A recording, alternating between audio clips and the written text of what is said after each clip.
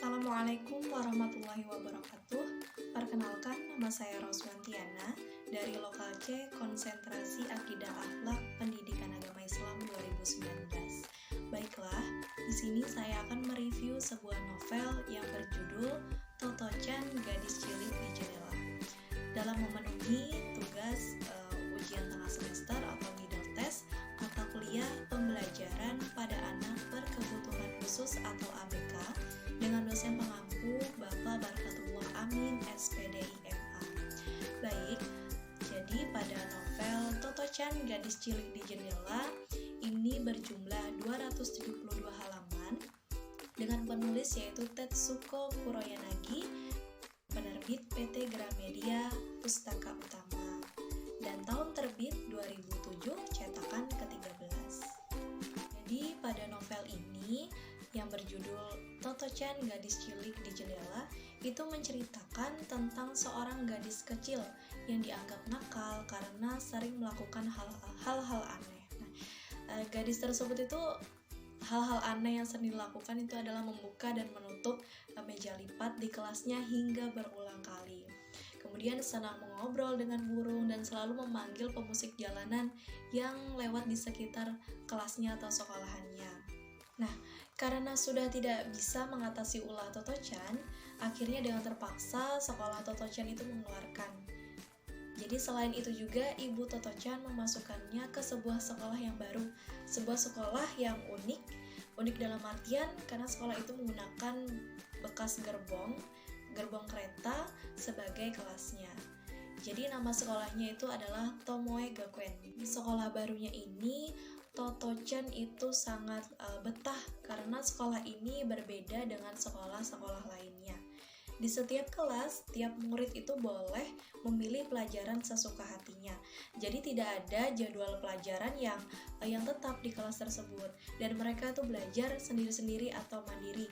Guru itu hanya menemani dan juga mengawasi. Jika ada yang bertanya, barulah akan dijelaskan oleh guru. Jadi di sekolah Tomoe Gakuen itu ada kepala sekolah yang bernama Mr. Sosaku Kobayashi. Kepala sekolah itu mempunyai ide seperti inilah sekolah Tomoe Gakuen.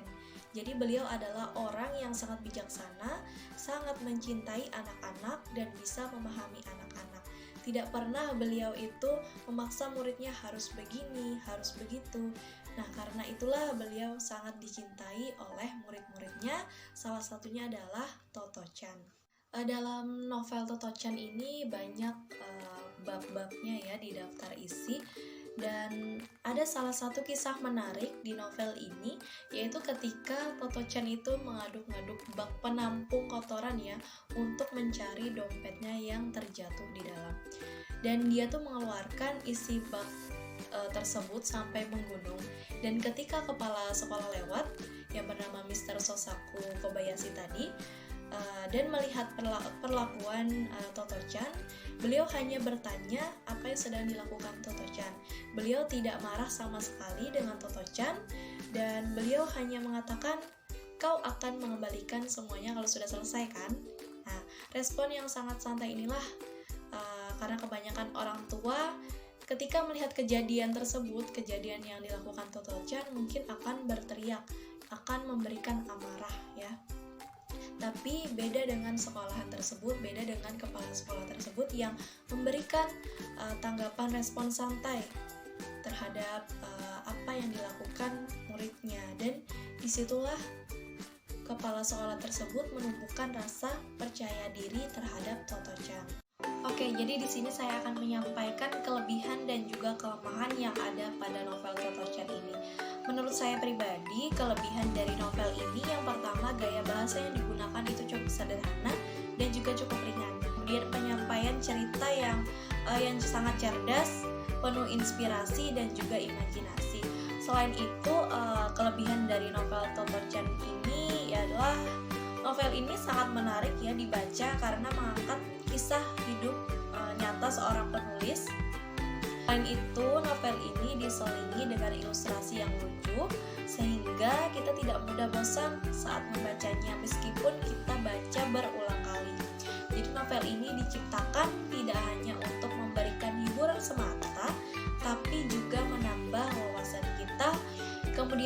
kelemahan. Menurut saya kelemahan dari novel ini salah satunya adalah terdapat kata-kata yang sulit dimengerti, yang sulit saya mengerti. Novel ini sangat menarik untuk dibaca, baik itu kalangan para orang tua, guru ataupun pengajar, dan juga calon guru, karena banyak sekali kutipan-kutipan dan pesan moral atau makna yang dapat diambil dari novel ini.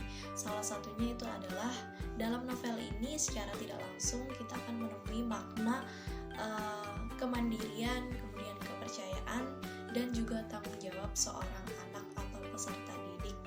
Mungkin cukup sekian review novel Toto-chan, Gadis Cilik di Jendela.